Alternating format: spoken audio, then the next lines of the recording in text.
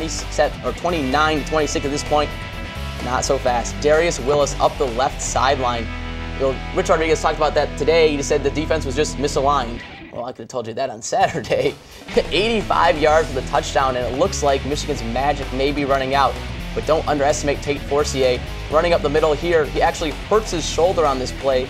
More on that a little bit later. Denard Robinson would spell him, but Tate Forcier had enough in that arm for one more pass.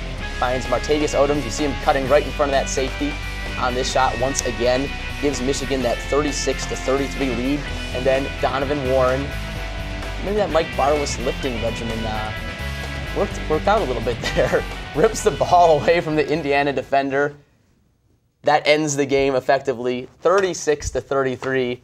Not quite Anthony Carter, who was an honorary captain of the game, beating Indiana at the buzzer, so to speak. There's no buzzer in football, though. But that was this is not an 8-4 Indiana team, I doubt. Of course, look at the lopsided stats. Michigan 51-9 all time. Carlos Brown, every time he scored a touchdown, he scored 2 in a game. I just thought that was interesting. And then look at the overall numbers. Indiana, time of possession in the fourth quarter, which I know we're going to talk about. Michigan held the ball about 10 minutes longer than Indiana did in that last quarter. But on the whole, Forcier looked like a freshman against Indiana, as he did against Eastern. Perhaps Indiana's a little bit better team than Eastern Michigan. Indiana really was a pretty good football team, I thought. They came in, they had struggled against Western Michigan. They hadn't looked like they were really going to put up that much of a fight. But they really are a pretty good football team. They have pretty good pieces. But at the same time, Tate Forcier was not the Tate Forcier that we saw against Notre Dame. He was Tate Forcier, the freshman quarterback. Give him credit, that touchdown pass to Martavius Odoms was beautiful. But overall, he definitely did struggle in this football game. So what about this game?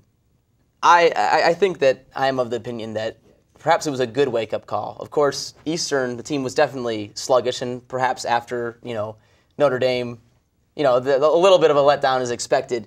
But this game, there was a letdown for 4 quarters, or 3.5 at least. Do you think this is a good wake-up call going into Michigan State? Is there no such thing as a good wake-up call? I don't think it's that much of a wake-up call, Alex. I think Michigan saw what they had to do. They did not play well, but everybody knew this was not a national title contender team unless they win their next 8 games. But Michigan, small caveat there. I mean, they had a bad game. Maybe it knocked them off their high horse a little bit, but everyone knew this isn't a fantastic team. It's just a good team. They didn't play up to their potential. They're going to have to play much better against Michigan State, but I don't think they got woken up. I just think they sort of had a bad week. All right, and then quickly we have to talk about 2 more things. First, David Molk broke his foot 2 weeks ago. He's probably going to be out at least another 4. Personally, I find it hard to imagine that he will come back this season. Rich Rodriguez sounds pretty optimistic. And you saw those miscues with Museman hiking the ball over the quarterback's head 3 or 4 times in that game. Rich Rod said that cost the team at least 60 yards, which it might have, actually. But also, Boubacar Sissoko. Boubacar Sissoko was torched by Golden Tate against Notre Dame. Ha, Golden Tate's a good wide receiver. This is not pass interference, by the way, but he was called for it. Johnny Sears, of course, the wide receiver on that.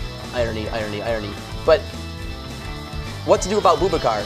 Coach Rodriguez says JT Floyd is competing with Boubacar Sissoko for that other cornerback slot opposite Donovan Warren. There's right there JT Floyd for you. Not so much. Is that the right call, or is trial by fire the correct way to go about Boubacar's problems?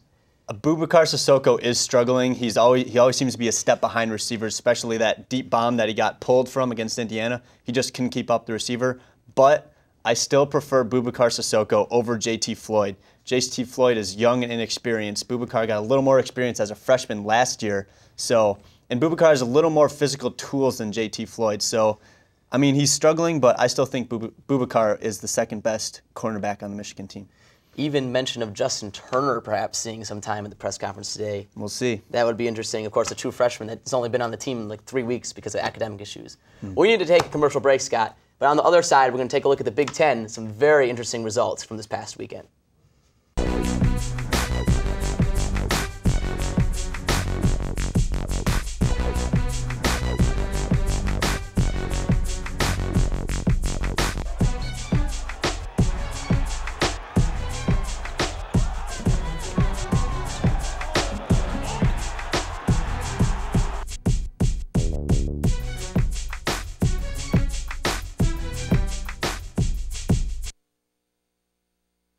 Alex Prasad alongside Scott Wagner. And let's take a look at the Big Ten, Scott. So many interesting things happened this weekend. And, of course, Michigan playing a noon game. You got to see a lot of those things. First, Iowa beating Penn State in Happy Valley 21-10. Almost a carbon copy of what happened last year. Ohio State defeating Illinois 30-0. Wisconsin dominating Michigan State 38-30. Makes that game look a lot closer. And Notre Dame going right down to the wire against Purdue. Notre Dame fans have to be all having heart attacks, Charlie Weiss included, so kind of surprising he hasn't had one yet. Take a look at the standings. Iowa, Wisconsin, and Michigan on top of the standings. Really? I don't think a single person saw that coming at this point in the season, 4 weeks in. But there we are. Yeah. And then, of course, Purdue, Michigan State at the bottom. We're going to talk about Sparty later. But Purdue took Notre Dame down to where, I guess the first question is not a Big Ten question, but Notre Dame should be in the Big Ten. Is Notre Dame good? It's troubling because when you watch that Michigan game, Notre Dame had some really good pieces, especially running back, wide receiver, quarterback, offensive line, all fantastic athletes. But then they lose to Michigan. They struggle against a Michigan State team that isn't as good as everyone thought. They struggle against a Purdue team that was horrible last year. So they have the pieces, but dare I say, maybe they don't have the coaching. Who knows? It's just something about that team. They're just not clicking, and the athletes and the talent they have is just not matching up with the results. 3 or 4 5-star running backs on that roster. Why they can't hand it off every single play and get 5 yards, is kind of interesting. Let's move to Ohio State, Illinois. I don't know why I'm so fascinated with Illinois. I think it's because their coach is just so bad, Ron Zook. Everyone said Ron Zook was a bad coach at Florida, but they always won 9 games and, obviously not acceptable at Florida. But at Illinois, he's recruited the heck out of the state of Illinois and the country. 170 yards of total offense, 3 interceptions, 2 by Juice Williams, 1 by the backup, who was a Juice Williams clone, by the way. How is Illinois so bad? Aurelius Ben and Juice Williams? Really? That's a tough question to answer, Alex. Especially Illinois was a lot of pundits' sleeper team this year in the Big Ten to really step up and have a great year.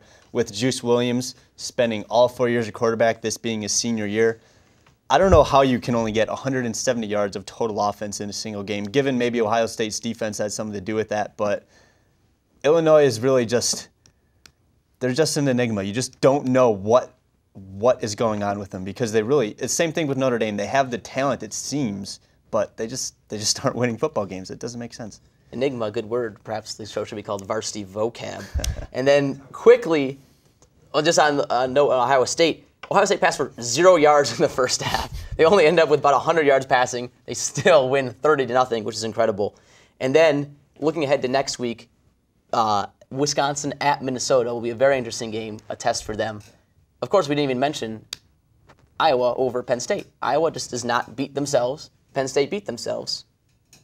Equals another Joe Pye Iowa, loss to especially, Iowa. They almost lost to Northern Iowa at the beginning of the week. Yes. Iowa's going to be a pretty good team. We'll see how that goes. And then they got that jump now with a big victory over Penn State in the standings. All right. Well, now let's move on to the national scene.